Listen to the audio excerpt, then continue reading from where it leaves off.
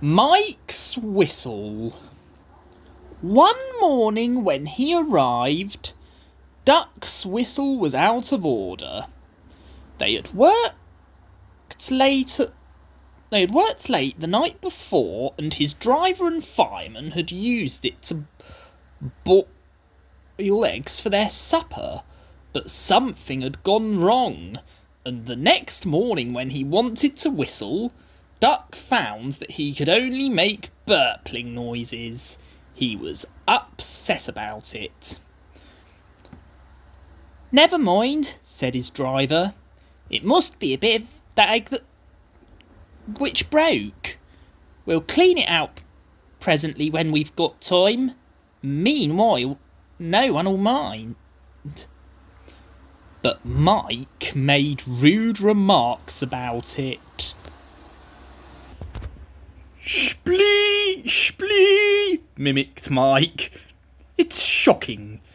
If engines can't whistle properly, they shouldn't try." "Then why do you?" asked Bert. Why do I what?" "Try to whistle, of course." "Shut up. You're jealous." Mike was proud of his shrill whistle. "Mine's better than yours anyway." Listen, Mike," said Rex. "If I had a whistle like yours, do you know what I'd do?" He paused impressively. "I'd lose it." "The idea," spluttered Mike. "Whistles are important. Let me tell you, engines without whistles aren't proper engines at all." Mike went redder than ever with fury. His steam pressure went up suddenly, and his safety valves blew off. Whoosh!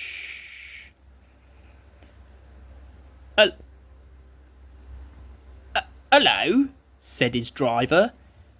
"As you're ready first, you'd better take the passengers." "What? And leave my goods?" "Yes, Bert can do that. We can't have you blowing off in here. Come on." Mike backed down on the coaches, whooshing angrily. When all was ready, he started with a rude jerk. "Come on, come on, come on," he puffed. "What's bitten him?" wondered his driver. "He doesn't like coaches, but he's never as bad as this." Mike whistled loudly at the least excuse. "They're jealous," he mutters as he bucketed along. I'll show 'em." "He's in a flaming temper about something," remarked his driver. He was relieved when they reached the end station safely. He looked Mike all over, but saw nothing wrong. He tried to soothe him, but Mike still sizzled crossly. "It beats me," he said at last.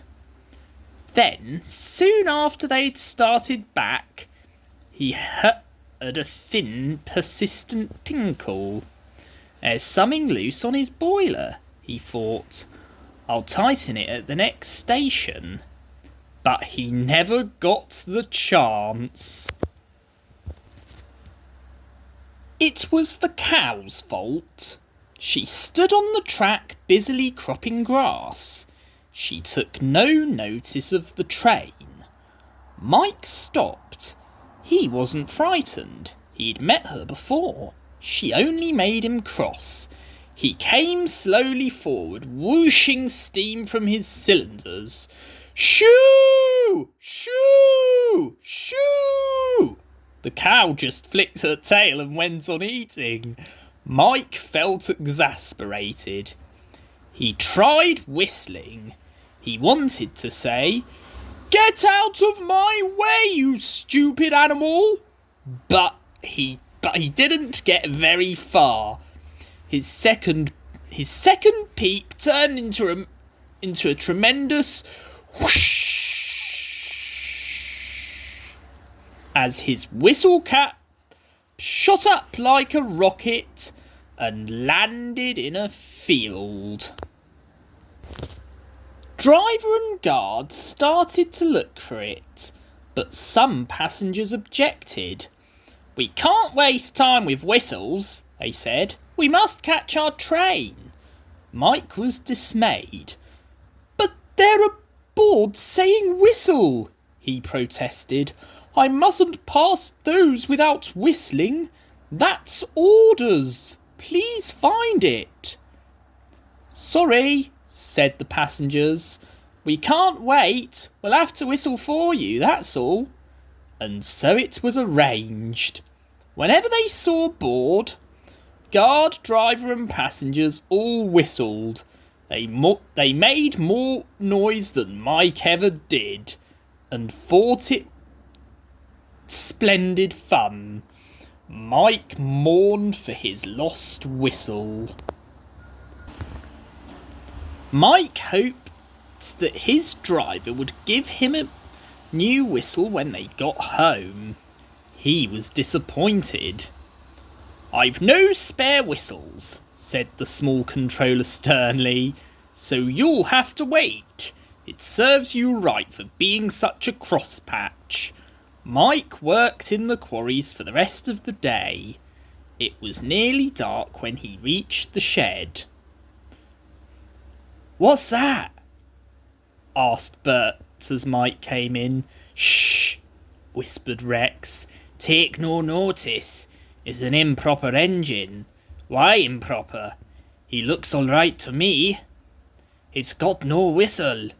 "Oh dear," said Bert. "How shocking. We don't approve of this sort." "Do we?"